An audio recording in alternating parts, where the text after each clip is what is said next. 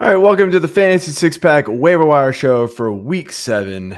Joe Bond and Corey Pieper here, giving you the must-add players of the week. This is coming out before the Sunday night game, so kind of hitting heavy on hitting early on the guys here, getting you a head start. And let's just jump right into things here, man. And we're gonna.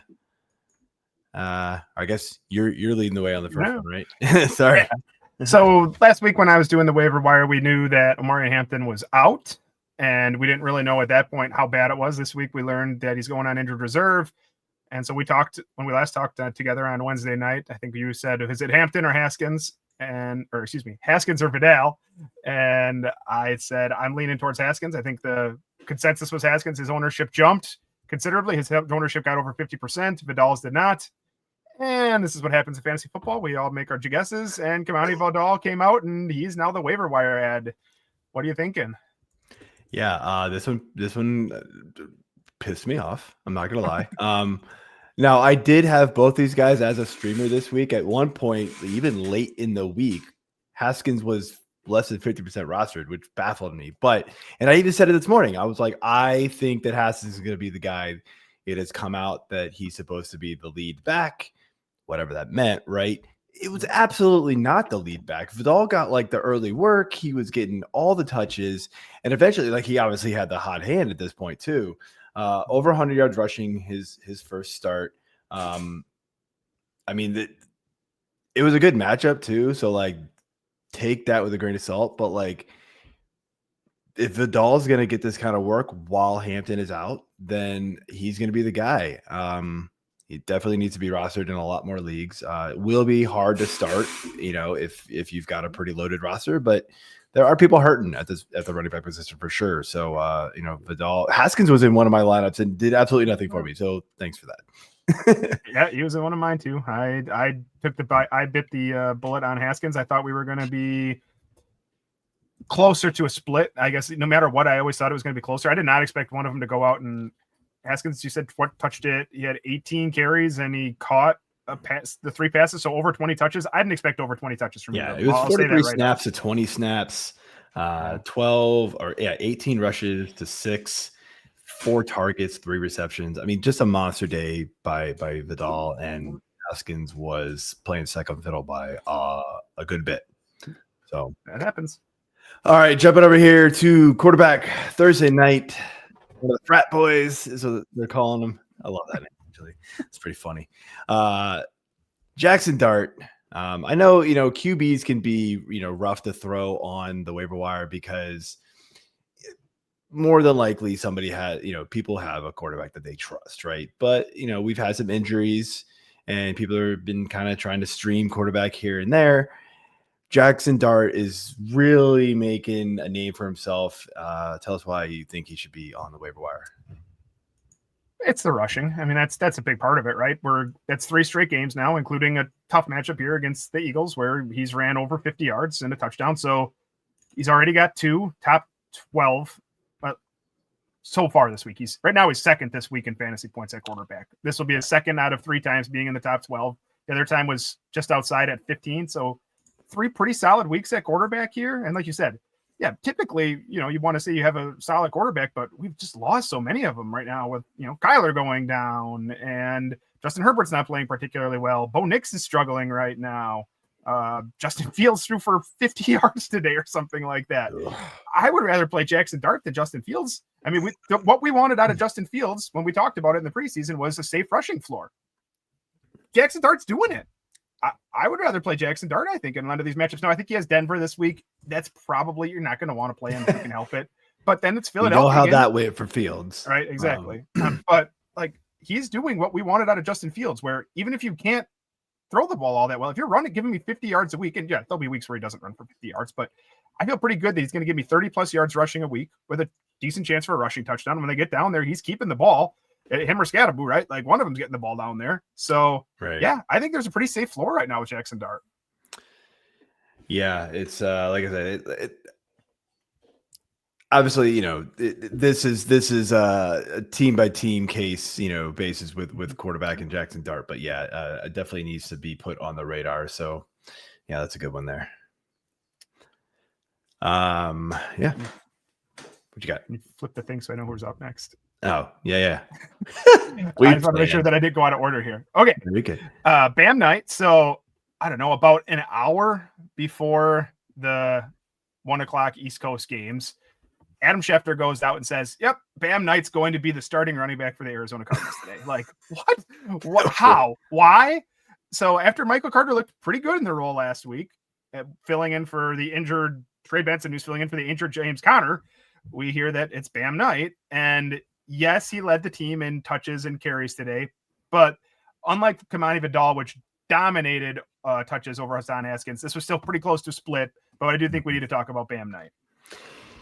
Yeah, I mean, it did come out right before it had to have come out around like 10:45 because I was on the Sunday morning show, so 10:45 Eastern, and I knew about it already and was like, I don't want anything to do with either one of these guys. And had Bam Knight not fallen into the end zone, right? Like I would have been 100% right.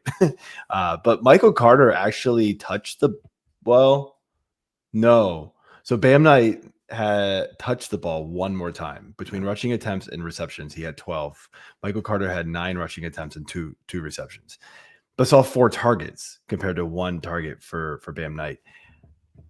This just, I don't know, man. Like neither one of them were actually very productive. 11 for 34, 9 for 34. Like Michael Carter, like I'm with you though, man. Like I don't really understand how you go from Michael Carter getting 18 touches, 18 carries last week to then, oh, now you're not our starter. I've never seen anything like that. That's just crazy. Unless like the dude's coming unless back. Unless he fumbled a bunch, right? Or if not fumbling, like where there was no reason to take away the role, especially at that point. Yeah, I completely agree. It's not like Bam Knight did anything that great the week before. Like, what did he? I don't know. Like, did Michael Carter make fun of the coach's mom or something at practice? Like, I don't know what happened here. Like, it just made no sense to me. Like, it was just wild. So, I mean, I had a bunch of questions about it, you know, on Discord and things like that. Like, oh, you know, should I be dropping Michael Carter for Bam Knight? I don't know. I guess. Should I be starting Bam Knight? Probably not. I'm avoiding this situation if I can. And yeah, Bam Knight's going to end up being a starter, like somebody you probably should have played because he got in the end zone. And that is literally the only reason why.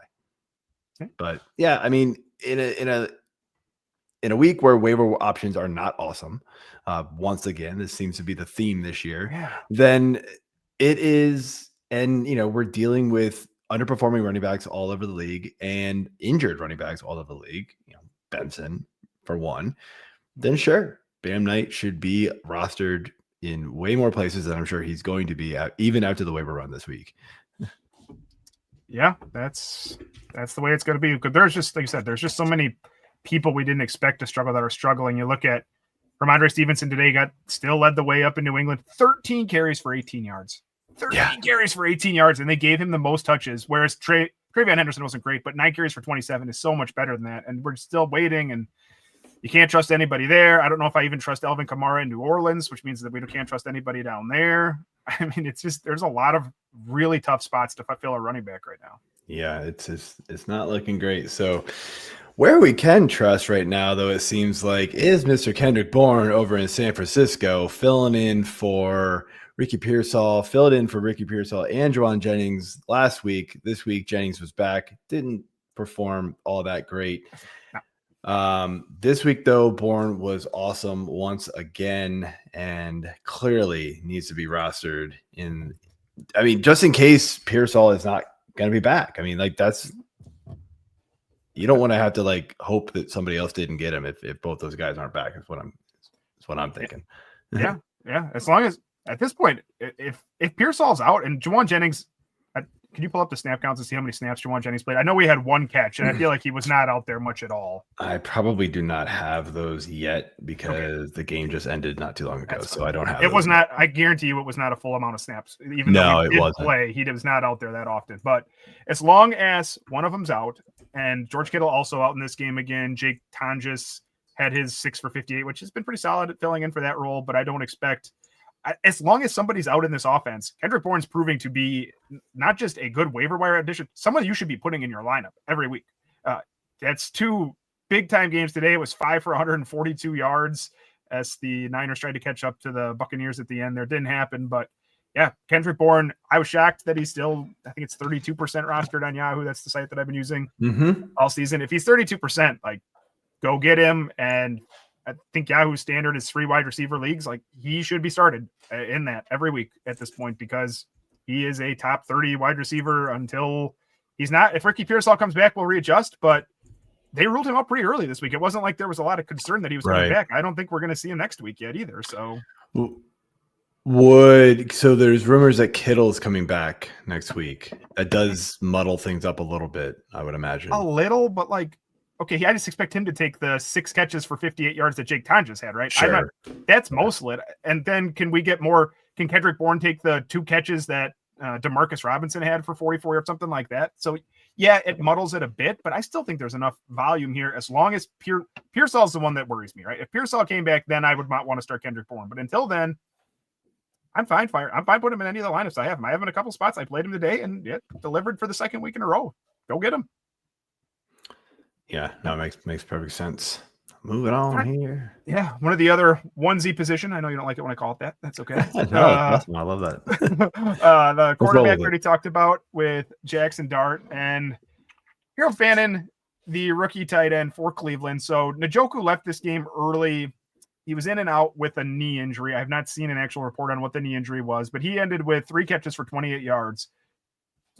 I don't know if you have it up in front of you. Otherwise, take a guess how many pass attempts the Cleveland Browns had today. Way more than they should have, because I do know that like Junkins didn't do very well. Nope. I'm gonna cheat. 52.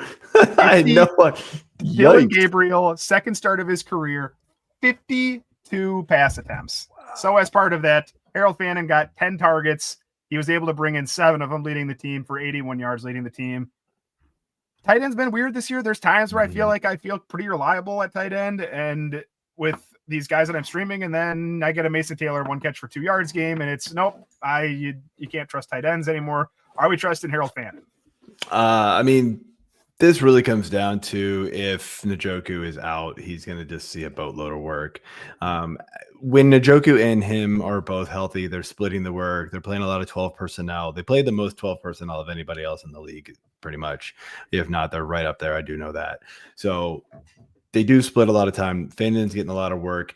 But yeah, if Njoku is out, I mean, yeah, we may not get 52 pass attempts again, but you're going to see a bunch of targets go Fannin's way. And so that's just going to make him a much more valuable tight end. I mean, look, Njoku at the first game with Gabriel there, like we were like, oh, all right, well, Njoku can be a thing again with Gabriel. So now if Njoku's out, I think that all just rolls over to Fannin. Yeah, I agree with a lot of that. I think he's a borderline tight end 1 if Njoku's out. If Njoku's there, I think you can still roster Harold Fannin. I don't know if I feel, I mean, we're going to hit bye weeks. Brock Bowers is out, right? So some of that, like, you could still use him at that. If Njoku's out, you feel good about it. If Njoku's in, it's more of a, I wouldn't be shocked if I also got a 3 catches for 37 yards game out of him, that type of thing too, which at tight end, I mean, that's not the worst. I've gotten a lot worse games out of that this season. So Mason Taylor. Oh, yikes. That was not good. What, nine completions and 9 sacks today for Fields? 9 sacks for Justin. That was great. That was Poor great. London. They thought they were getting a football game for the NFL, and they got basically a rugby game. They got some field goals. They like their kicking. Yeah, right? They did. That's always the stupid joke the commentators make. So, all right, let's finish it off here with our 6th of the week, and it's going to be Sterling Shepard, Tampa Bay. This one obviously is because we're already dealing with Godwin out. Mike Evans is still out. Who knows if Godwin returns next week? Today we also got Ikbuka out for most of the second, almost the entire second half. Did he go out in the first half? Either way, it was a knee injury or something like that, ankle or knee. I actually wasn't fully attentive to this game, but I do know he was out for a lot of it, and then in comes Shepard, and he's gonna fill in as a potential wide receiver 1 for this team. And that's how quickly the NFL can change. Because a few weeks ago, we're talking about, oh man, they have the deepest receiver core in the league. Mike Evans, how's Emeka Egbuka ever going to get the ball with Mike Evans and Chris Godwin here? And here we are, not even halfway through the season, and Mike Evans is out a minimum of, I think, 2 more weeks at least. Godwin, you mentioned, he got ruled out a few days ago with his. So I expected it to be the ankle, right? That's what he came back from, was the ankle, and they called it a fibula injury, which is a fancy way of saying his leg, but apparently it's hurting from his ankle surgery. I don't know what that means. I'm hoping that a week of rest and Chris Godwin's back in there. And Egbuka was actually a hamstring. He grabbed his hamstring early in the game. I think he played some in the second half, but I don't think maybe he made a snap or 2 in the fourth quarter, and then he just stood on the sideline the whole time. And hamstrings are tough, right? Like, we don't know on that. Hamstrings can be 2-3 weeks easily. And in that case, even if Godwin comes back, and we know Mike Evans is out, and I'm expecting Emeka Egbuka to miss a week or 2 here. Yeah, Sterling Shepard or Tez Johnson. You texted me, like, we were texting back and forth. I think I lean Sterling Shepard just because he's got the history of being a Buccaneers player. He had 2 catches for 51. Theo Johnson. Tez Johnson had the one phenomenal downfield target that he turned into a touchdown. Great catch, 45-yard touchdown. But I mean, maybe you can use him in the type of way that we use someone like Tyquan Thornton, where you hope to get 2 catches for 70 yards and maybe catches a touchdown. That's Tyquan Thornton's done that. Or unfortunately, that's what Jameson Williams does too now. But Sterling Shepard, I think, is more reliable just because he's been there before. And so if you're in a PPR league, if some of these guys are out, 5 catches, 65 yards, maybe pitches in a touchdown in there, I think that's doable. So yeah, I'd be fine adding Sterling Shepard, especially in a PPR. Yeah, totally agree with you. I was kind of kidding about the Tez Johnson thing, and then all of a sudden it was like, what, 15 seconds later, it was like, boom, touchdown. I was like, there you go. But so he's got that downfield speed, man. And but yeah, Shepard's the more reliable guy, the safer floor for sure. So yeah. All right, man. That's what we got. Glad to talk to you again about this. Glad we brought it back, man. We should have done it earlier this year, but glad we brought it back. Gary sitting in the background of all of this kind of twisted our arm to bring it back. So glad he did it. But jump on over. Corey's waiver article will drop tomorrow at some point, usually in the afternoon. That's Monday in the afternoon. And jump on into our Discord, become an all access member to get direct access to us and ask your personal league waiver questions. Use promo code F6PPODS to save 15% on all memberships. And we'll see you next time. Peace.